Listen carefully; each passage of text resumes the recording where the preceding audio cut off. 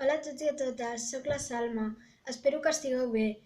Com que ara toca estar molts dies tancats a casa i tenim més temps per llegir, vull recomanar-vos uns llibres que a mi m'han agradat molt i espero que vosaltres també. El primer llibre és el del Wattpad i la sirena desafinada. És un llibre de misteri. Els protagonistes del llibre són tres germans, que són la Rebecca, que és ella, el Martin i el Leo. I el seu amic ratpenat és el Wattpad.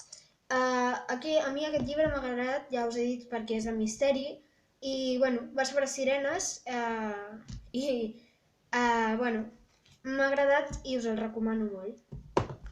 Ara vaig amb la següent proposta. La següent proposta de llibre és La princesa dels boscos, de la Tea Stilton, que és una narradora que m'agrada molt.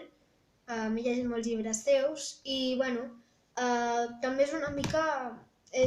La col·lecció és Princeses del regne de la fantasia, no sé si ho veieu bé. Princesa del regne de la fantasia. És un llibre que passa al món de la fantasia. A mi m'agrada molt això de la fantasia perquè és com cultiva la teva imaginació, per això m'agraden.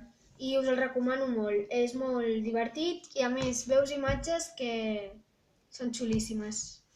I després us voldria recomanar un llibre que no tinc aquí a mà, però puc dir-vos més o menys de què va.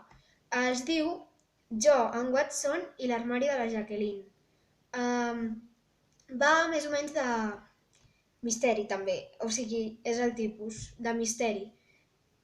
Una nena que la seva família al banc li va treure el pis i se'n van anar a viure amb la seva àvia. I allà, on vivia la seva àvia, que no me'n recordo del tot, va conèixer un noi que es van fer amics. I després a la nena, que li agradava molt llegir, a la Joana, que li agradava molt llegir, va